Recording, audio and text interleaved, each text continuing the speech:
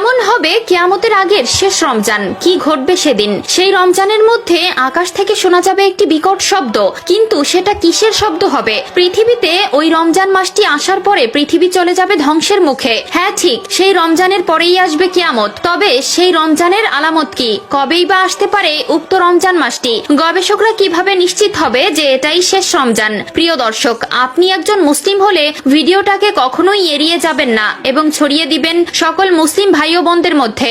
এবং যদি আসন্ন রমজানে সবগুলো রোজা রাখার নিয়ত করে থাকেন তবে অবশ্যই একবার ইনশাআল্লাহ লিখে কমেন্ট করবেন। তো চলুন ভিডিওটি শুরু করা যাক। এই পৃথিবীর শেষ কিভাবে হবে তা নিয়ে ইতিমধ্যে বিভিন্ন গবেষক বিভিন্ন রকম মতবাদ প্রকাশ করেছে। কেউ কেউ বলছেন সূর্য এই পৃথিবীকে তাপ দেওয়া বন্ধ করে দিবে। সূর্যের আলো পৃথিবীর প্রাণের সবচেয়ে অবিচ্ছেদ্য অংশ, কারণ সূর্য সালোক সংশ্লেষণের প্রধান উৎস এবং পানিচক্র সূর্যের আলো ছাড়া ধ্বংস হয়ে যাবে। আবার অনেকে বলছেন পৃথিবীতে পানি শেষ হয়ে যাবে। তবে এর ভেতরে সবচেয়ে যুক্তিযুক্তপূর্ণ মতবাদ হচ্ছে পৃথিবী তার নিজস্ব ভর হারাবে, যার ফলে পৃথিবীর সাথে অন্য কোনো গ্রহের সংঘর্ষ ঘটবে, আর এই জন্যই ধ্বংস হয়ে যাবে পৃথিবী। কিয়ামতের বেশ কিছু আলামত ইতিমধ্যেই প্রকাশ পেয়েছে, যা আমাদের প্রিয় নবী সাল্লাল্লাহু আলাইহি ওয়াসাল্লাম 1400 বছর আগে বলে যাওয়া কথার সাথে মিলে যাচ্ছে। হাদিসে বর্ণিত আছে, মানুষ এতটাই সম্পদ প্রিয় হয়ে যাবে যে তারা অর্ধ উলঙ্গ অবস্থায় থাকবে, অথচ উঁচু উঁচু দালান কোঠা তৈরি করবে। অন্য আরেকটি হাদিসে আমাদের প্রিয় নবী সাল্লাল্লাহু আলাইহি ওয়াসাল্লাম বলেছেন, কিয়ামতের আগে সময়ের বরকত কমে যাবে, আর ইতিমধ্যে